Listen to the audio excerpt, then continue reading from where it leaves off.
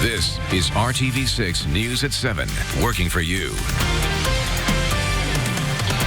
It's a Storm Team 6 alert day. We are tracking the possibility of severe weather. A spike in coronavirus cases and deaths in Indiana, but there's another important stat that helps put this into a little more perspective.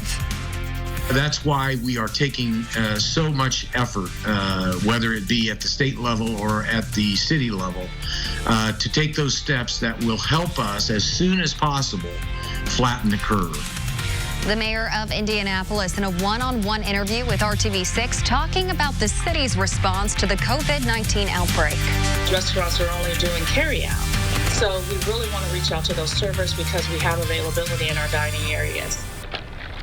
And Hiring Hoosiers is committed to helping Hoosiers who are out of work find jobs where your help is needed right now during this pandemic. And COVID-19 is creating challenges, especially for groups trying to keep seniors in need fed. The steps being taken to make sure no one goes hungry and that volunteers are staying safe. Good evening. I'm Amanda Starantino. And I'm Mark Mullins, and as you can see, Amanda and I are in two separate locations as our station, RTV6, is practicing social distancing. First tonight, rain, heavy at times, has impacted our day, but that did not stop this runner in Broad Ripple. We are now on an RTV6 alert because of the potential of severe weather. We need to get right to Chief Meteorologist Kevin Gregory. Kevin. And thank you, Amanda. Our threat for severe weather probably not until after midnight and for northern portions of the state. More on that in a second. Now would be the time to empty your rain gauge. We've had 42/100ths of an inch of rain in Indianapolis, and it will fill back up during the day tomorrow. Rain and thunderstorms more likely, as I mentioned, after midnight. We may have some isolated activity before that, but the best chance for any stronger storms will come then. We'll peg the meter on the moderate to heavy rainfall that's expected over the next 24 hours ahead of a big temperature change. We could see as much as 2 inches of additional rainfall. That seems to be most likely in the northern third of the state as we go through overnight and tomorrow. 4 a.m. there are some strong storms, Lafayette to Kokomo. The initial threat for severe storms would be with hail, large hail with the storms. The threat will change, though, as we go later through the day Saturday. I'll take you through the Saturday timeline and beyond coming up. We'll see you soon, Kevin. Thank you. As testing for COVID-19 ramps up in Indiana, the number of positive cases and deaths are increasing too. Today, the State Department of Health announced a total of 24 deaths statewide from COVID-19. That's 7 more deaths than this time yesterday. There are also 981 confirmed cases of coronavirus in Indiana. That is 336 more positive cases. Yesterday's total was 645. One of the reasons the numbers are rising, nearly 2,300 people were tested for coronavirus yesterday, bringing the statewide total to 6,936 people tested. So almost a third of those tested in the state through this entire pandemic were tested yesterday. And President Donald Trump has officially signed the $2.2 trillion rescue package into law. The measure is intended as relief for an economy hit hard by COVID-19.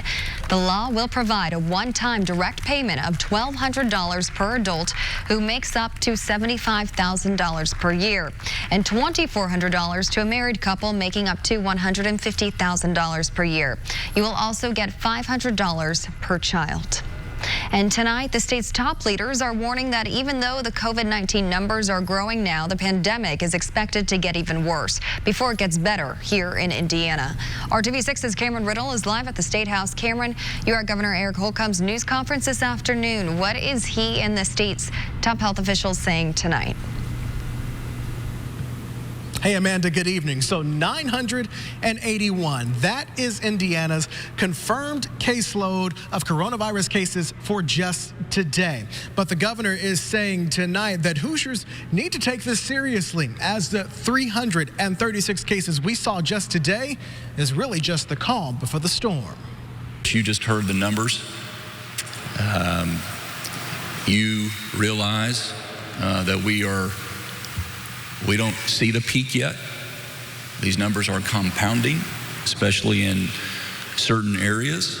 This is like a snowball that's rolling downhill and getting bigger and bigger and bigger. That's that community spread illustration. This is urban, this is suburban, and this is rural. And if you don't think it's there or if you don't think it's coming, we need to talk. The governor and state health commissioner could not give a projection on how many coronavirus cases we will see here in Indiana, but they do believe that the Hoosier state will not see the peak of those new cases until mid to late April. State leaders also could not say how many ICU beds Indiana hospitals have, citing privacy concerns, but they did say they would work on giving a snapshot on what that could look like. In the meantime, the governor said his pandemic team is constantly assessing when and if they should reopen the state back to normal, but the governor also did say that that date could be postponed. In the meantime, he says he is taking his direction from science and public health experts. We're live at the State House tonight. I'm Cameron Riddle, RTV6. Tough to hear things could get worse before they get better. Thank you, Cameron, for your report. Today, our Meredith Barrick interviewed Indianapolis Mayor Joe Hogsett to talk about the city's response to the COVID-19 outbreak. First, let's touch on the current state of the coronavirus pandemic here in Marion County. Obviously, we are in the county with the highest number of positive tests. What are your thoughts on that right now? Well, the current numbers released this morning indicate that we have nearly 1,000 positive cases throughout the state of Indiana, and you're absolutely right. About a little less than half of those are here in Marion County. That's not to be unexpected, because we've known all along that with more testing, that the number of cases, positive responses from the tests were going to increase. And so that's why we are taking so much effort, whether it be at the state level or at the city level, to take those steps that will help us as soon as possible flatten the curve. It's important that people who are symptomatic or who know that they have been exposed to someone who is positive, that they be afforded the opportunity to be tested. But the truth is that the numbers will continue to go up, and that is why it's important that not only social distancing be practiced, but frankly, as difficult as it was for both the governor and for the city of Indianapolis to issue stay-at-home orders, it's that type of effort that will ultimately flatten the curve as fast as we can possibly flatten it, so that we can begin the process of recovery. And as thousands of Hoosiers filed for unemployment during the coronavirus pandemic, RTV6 is the station committed to helping Hoosiers find jobs. Through our Hiring Hoosiers initiative, companies are reaching out, letting us know they want to hire service workers and others who are out of work. RTV6's Nicole Griffin is in Hamilton County tonight, where a senior living community is aggressively trying to hire. Here at 5-Star Residences in Noblesville, they are hiring immediately for nearly every position. They say right now during the COVID-19 pandemic, it is critical to get these spots filled.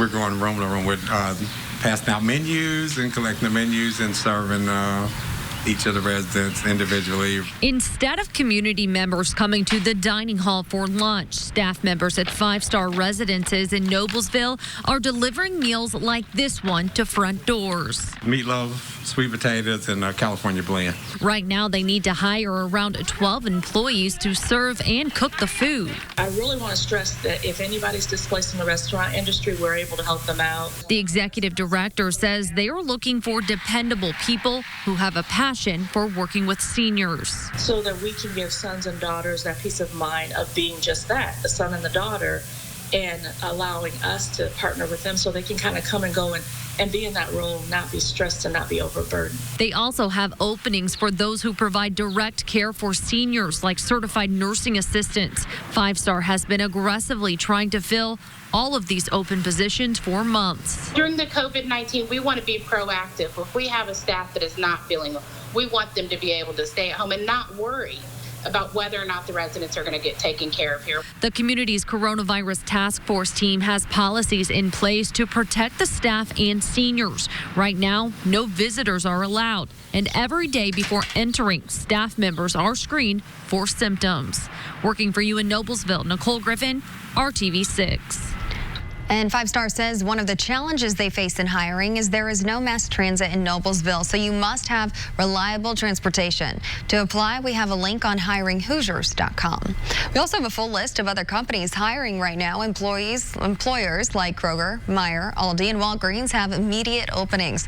Lowe's, Thornton's, and Pizza Hut are also looking for workers. And today, we just learned Bowen Center, Community Mental Health Center in Warsaw, has 100 open positions.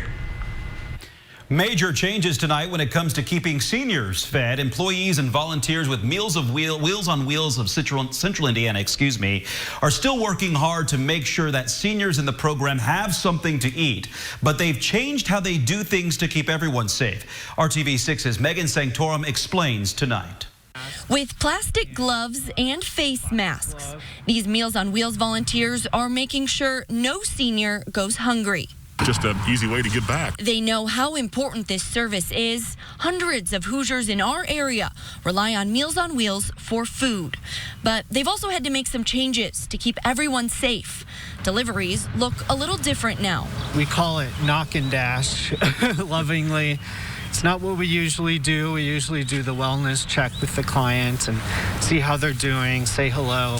But today we're distancing ourselves as much as we can. These volunteers leave the food by the door and then step away to make sure they leave a safe distance between them and the recipients, rather than going inside. That's not the only change they've made. What we've done to reduce the exposure to our clients who are considered the most vulnerable in this population is to switch to a 10-day fresh frozen meal plan. So they will now receive those meals that they used to receive every day, once a week, via UPS. Wellness checks are now being done over the phone. Leaders say they lost a lot of volunteers due to illness or corporations stepping back as they moved to a work-from-home model. But there has been an increase in new volunteers. Ray Baker is one of them. This is his first day on the job. It's just a matter of, one, getting out of the house, and two, try to do some good. This is something that needs to get done. It's just really tremendous. In these times, everyone is worried about their own personal safety, but there are people that are willing to, do what they can, use the proper protection to still make sure people that have no choice can still eat. Working for you, Megan Sanctorum, RTV6. The coronavirus pandemic continues to impact us in so many ways, and that's why we put everything you need to know in one place. Just go to our website, theindychannel.com. We've got the latest COVID-19 numbers, how to protect yourself, what authorities are saying, plus stories of people working together to help us all make it through this difficult time that we're going through. Again, that's all for you at theindychannel.com. Still ahead here on RTV6 News at 7, many local restaurants continue to serve their communities by staying open. And one popular donut shop has got something to keep the kids busy at home. The result is a sweet finish. Coming up, find out how you can get a taste. If you notice, my surroundings look a little different tonight. I'll explain that, and it definitely feels different. 57 in Indy. Look at the warmth south of the Ohio River. Temperatures in the 80s. It's about thunderstorms this weekend. Details ahead.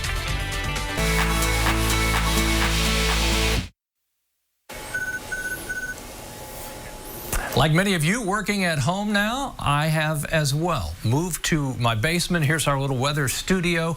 Not only can I make an appearance from here, but I can prepare my forecast, all the graphics, update the IndyChannel.com, produce videos. So we are set.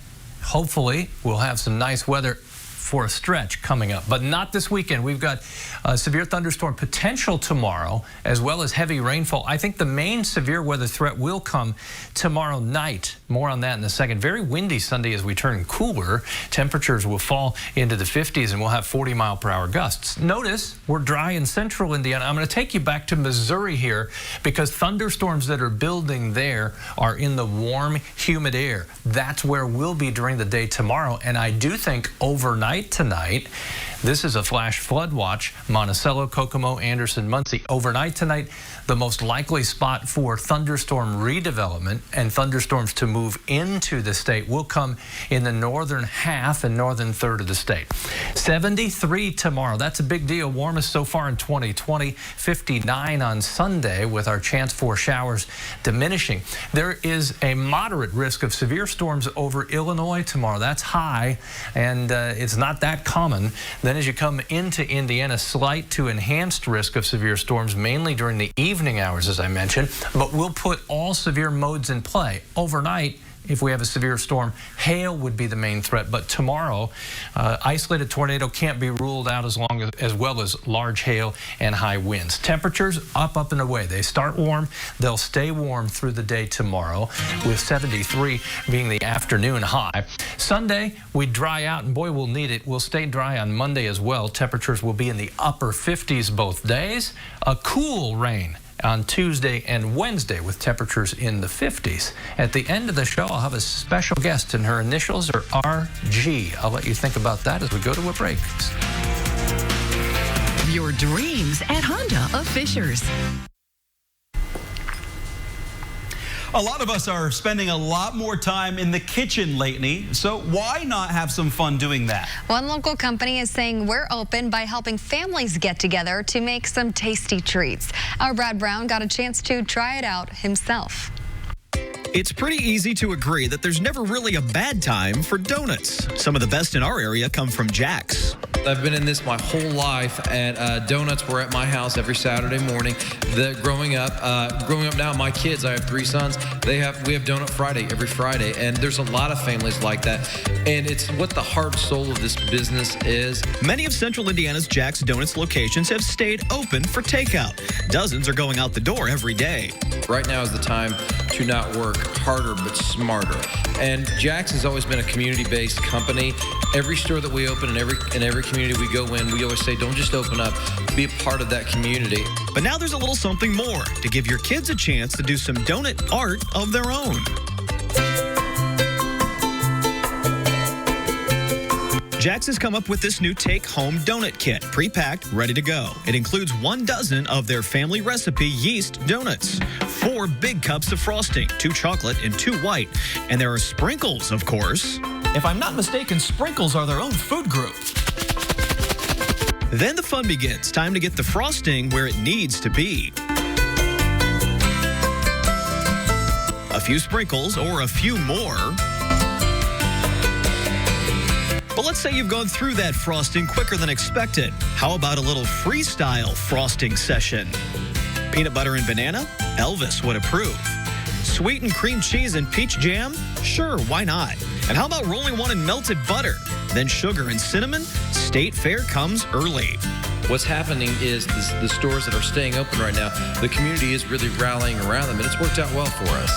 So as much fun as it's been decorating these donuts, the real payoff is in the tasting. The only question is which one to have first. Working for you, Brad Brown, RTV6. Well, Brad, I wish we could share. The take-home kits are available for $13 at these Jack's Donuts locations and many others. You can call ahead and then stop by to pick them up. Check with your local Jack's location for hours and availability. I'm Dave First, saluting seniors who might not be able to finish up their senior season, and an RTV6 senior salute to Lebanon's Drew Cosgray, an outstanding student athlete, a 3-year defensive stalwart on the soccer field who was really looking forward to wrapping up his 4th season on the diamond, playing for his dad, the longtime Tiger baseball coach, Rick Cosgray. He received the coveted Copeland Scholarship to attend DePaul this fall, where he'll continue his soccer career. For now, he receives our RTV6 Senior Salute. You can nominate a spring athlete. Email me at dave.first@wrtv.com. 2 months on 12 models. She's back. RG. Rory Gregory joins me. She was on at 5. People wanted more. I aim to please. We'll see you tomorrow. And thanks for making RTV6 your choice for news. Join us again for the news at 11. Are you yawning?